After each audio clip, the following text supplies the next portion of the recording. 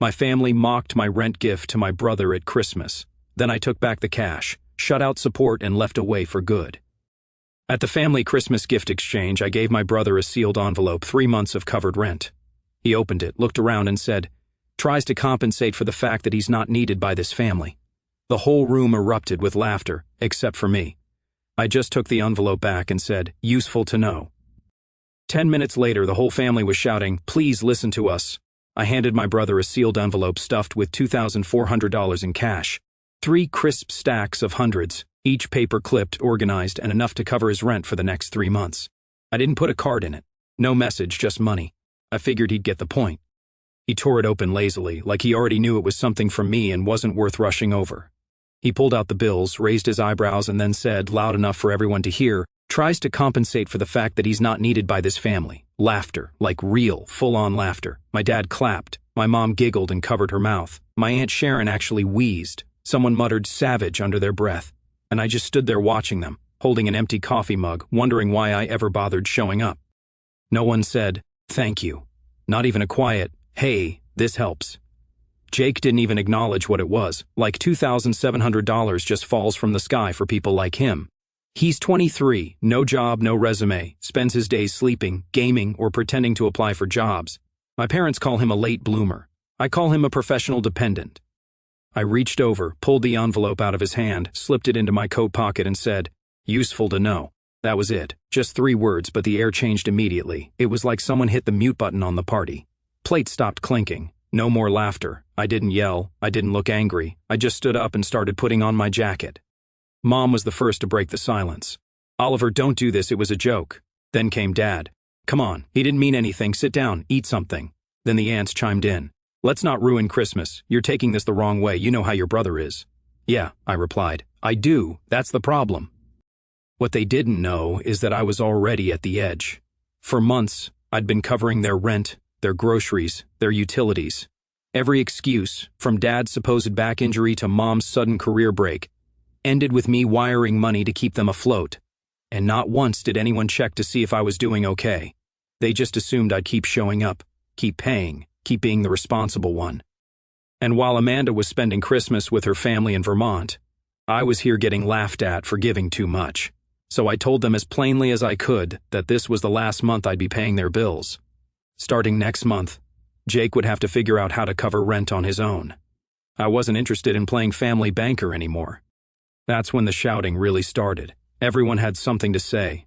That I was being dramatic, that I'd regret this, that it was just a stupid joke, and I needed to grow a thicker skin. I didn't raise my voice. I didn't defend myself. I didn't explain. I just walked out and left the door open behind me. There was no dramatic slamming, no last look, just the cold air and the quiet realization that something had finally fully snapped. I thought walking out of the Christmas exchange would be the hard part. Turns out that was the easiest thing I'd done in years. The fallout started the next morning.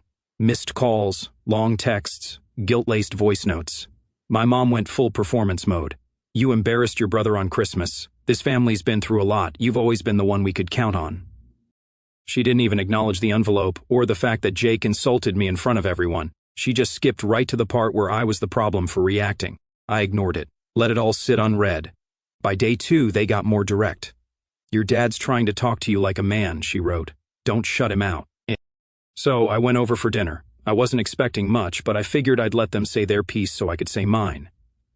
Jake was exactly as I expected, huddled, eyes on his phone. Not a single word. Mom tried to play hostess, acting like it was Thanksgiving and not a damage control meeting. My dad made some weird attempt at small talk about the stock market, which was hilarious considering I'd been paying their electric bill the past 3 months. After dinner, he finally dropped the act and started talking about perspective, how money complicates things, how he was sorry if things got out of hand. Then came the pitch. Not an apology, a pitch. "If you could just help us through February, we'll have things sorted. I've got a lead on a job. Jake's thinking of taking a course, it's just bad timing, that's all." That was the moment I knew none of them got it. I told them this wasn't about one envelope.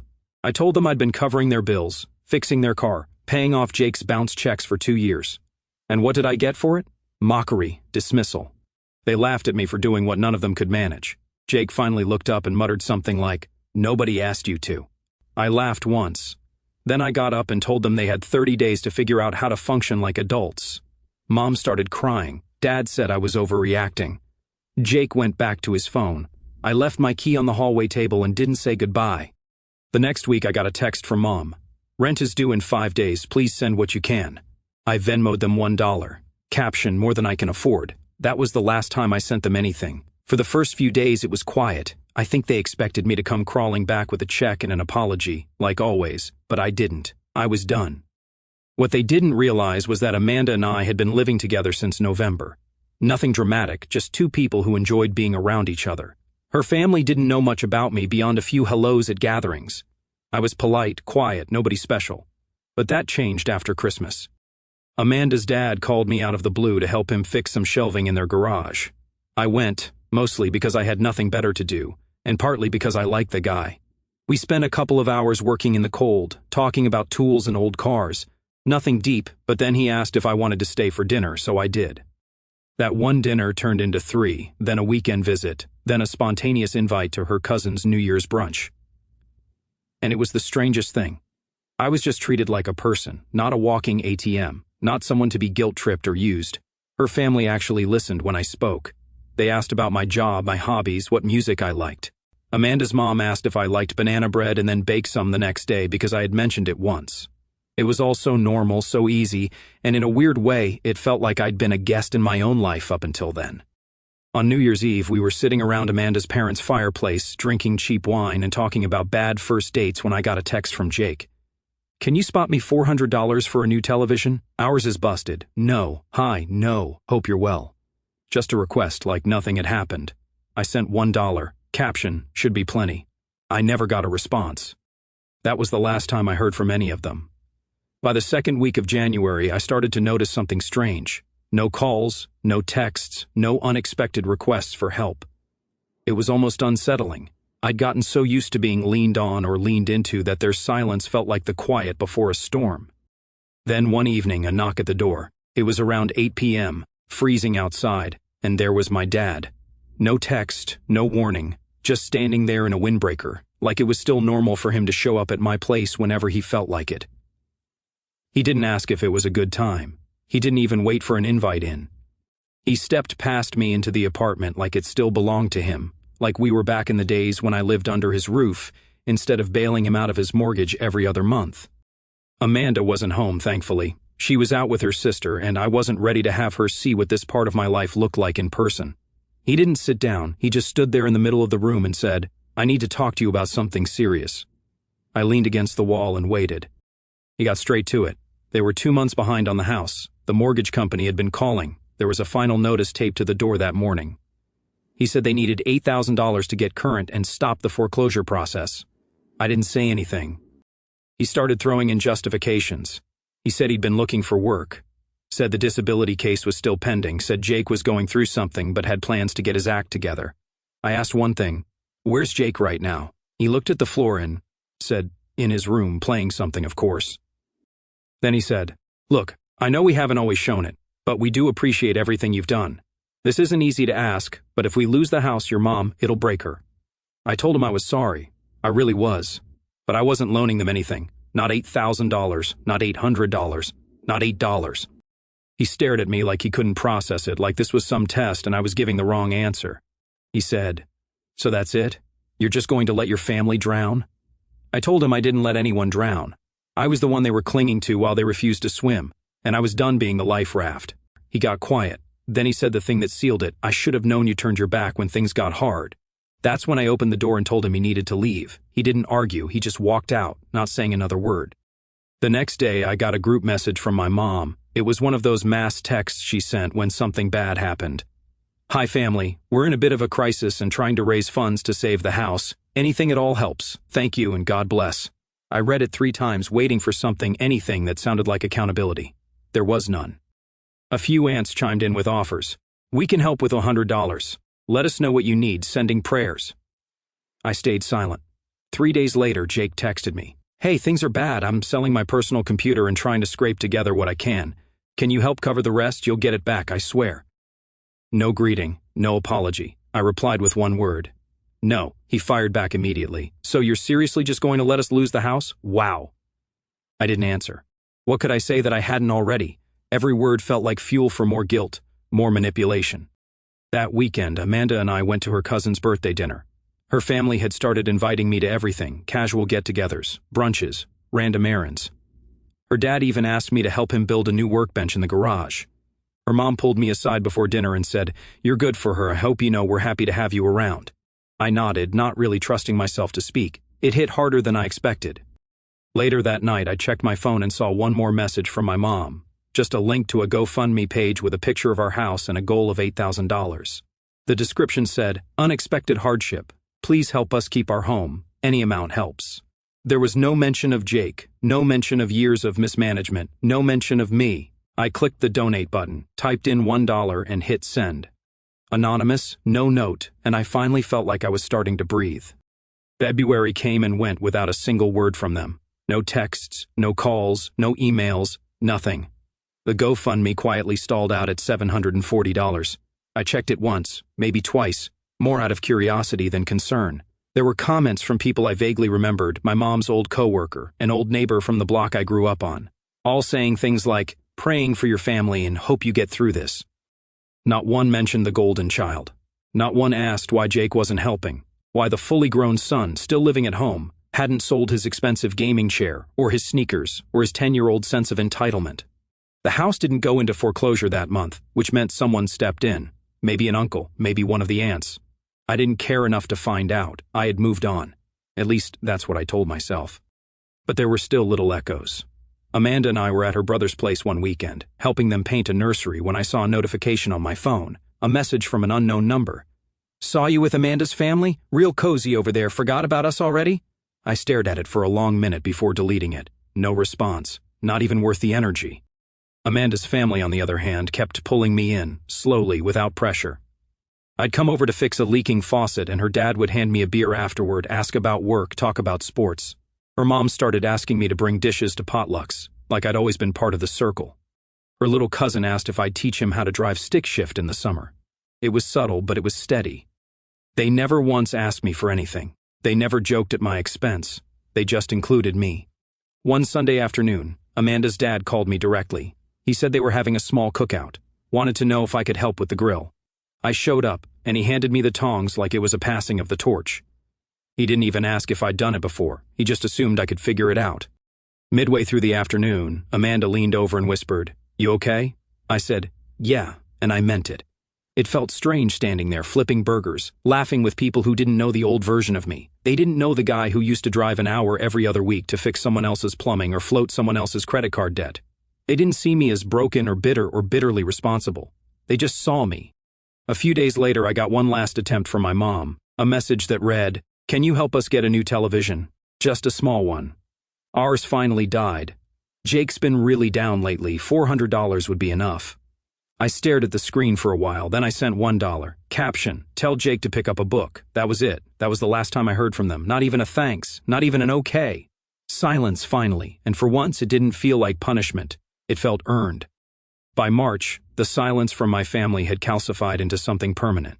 Not a cold war, more like a quiet resignation on both sides. No one reached out anymore. No more subtle jabs from Jake. No half-hearted guilt trips from Mom. No new numbers texting vague threats disguised as concern. I thought it might feel lonely. It didn't. Amanda and I were settling into something that finally felt stable. Not flashy, not overly romantic, just consistent. She'd leave little lists in the kitchen, like "don't forget your lunch" or "buy milk," with a dumb doodle of a cow on the side. I found myself looking forward to errands, like going to the farmer's market on Saturdays, just so we could argue about which apples were better. It wasn't love bombing or theatrics. It was small, real things. Her family, though, that's where the shift really started to hit. It was Amanda's mom, out of all people, who triggered it. One Sunday afternoon, she asked me to come early to help with chairs for her cousin's baby shower. I assumed it was just a setup thing, but then she handed me a list of errands, as if I'd already been adopted into the logistics chain. I didn't even blink. I just did it. At some point during the party, I noticed Amanda's dad watching me. I thought maybe he was sizing me up again. Old habits. But after everyone left and we were taking down decorations, he said something I didn't expect. "You know, you handle yourself well. I've seen a lot of people fold under way less." He didn't elaborate. He didn't say what he knew or what Amanda might have told him, but it stuck with me. That night, I found myself scrolling back through old messages from my family. Nothing dramatic, just looking, trying to remember what it used to feel like to be wanted only when things fell apart. I didn't respond to any of them. I deleted the thread. The next twist came unexpectedly. Amanda and I were out getting tacos when she casually mentioned, "By the way, my cousin Julia invited us to the lake house next month." I paused. "The same one who didn't remember my name the first 4 times I met her?" She laughed. "Yeah, but now you're Oliver who fixed the grill, so apparently you've been upgraded." It sounded harmless, just a casual weekend. Until Julia's husband, Brian, pulled me aside that Friday night at the lake and said he wanted to talk business.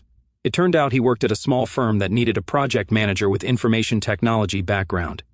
He didn't know much about me beyond what Amanda told him, that I was dependable, organized, and not a jackass. But he was interested. He said, "You're not on LinkedIn, which is weird, but people remember how you made them feel. That counts more." I hadn't even known I was being considered for anything. We talked for an hour. By the end of the weekend, I had a tentative offer, less travel, more flexibility, higher salary. Amanda found me sitting on the dock that Sunday morning, just staring out at the water. She asked if I was okay. I nodded, just processing, because the truth was, something about all of this felt like theft, like I was taking something that wasn't meant for me, a family that wasn't mine, a job opportunity handed to me over beers, peace that I hadn't earned. At least not in the ways I used to define it. I told her about the offer. She just said, "Told you they'd like you." The next week my mom called. First time in months. No voicemail. Just a missed call. I let it sit. Then a second call followed by a text. "Can we talk? Nothing bad, just talk." For a second I felt the old twitch. That instinct to make things easier, to smooth it over, but I didn't call back. I forwarded the text to Amanda. She replied, "Your life's quieter now, keep it that way." She was right. The more I pulled away, the clearer everything became. They weren't reaching out because they missed me. They were reaching out because something wasn't working without me. But I was done being a function, a fallback, a transaction. For the first time, I didn't feel like I was escaping something. I felt like I had arrived. April started with the kind of peace that made me suspicious at first. I kept waiting for the next hit, the next request, the next way they tried to reel me back in, but the phone stayed quiet. The inbox was clear. The weight I'd gotten used to carrying financially, emotionally, all of it was gone. I had taken the job Brian offered. He texted me one morning with a start date and a list of onboarding documents, like it was the most casual thing in the world to change someone's trajectory. I signed them the same day, better pay, less stress, and no one treating me like a machine that only existed to solve their problems. Amanda's family found out, of course, not because I said anything, and I never liked talking about wins too much, but because her mom heard it from Amanda, and then it spread like wildfire through the rest of them. Her dad invited us over for dinner, made ribs, and opened a bottle of wine that he usually saved for holidays. Midway through the meal, he raised his glass and said to Oliver, for knowing when to stay in a fight and when to walk away. Everyone toasted. I said thanks, and that was it. No jokes, no barbs, no awkward reminders of old mistakes, just people being happy for me. That same night, after we got home, I saw it, a missed call from my mom. No message this time, just a call at 9:46 p.m. A number I knew by heart and hadn't heard from in months. It sat there on my screen like a question I didn't want to answer. Then, a few days later, a voicemail. "Your cousin said you got a new job. I'm glad to hear that. I hope you're happy. We're still here if you want to come back." Come back. As if all I had done was take a break. As if what happened on Christmas didn't change anything. As if years of being treated like a tool with a wallet could be reset with a 5-second message that didn't include the word sorry. I didn't respond. I didn't even save it this time. The next hit came in May, a text from Jake. It was a screenshot of a flat-screen television for $399 on sale at Best Buy.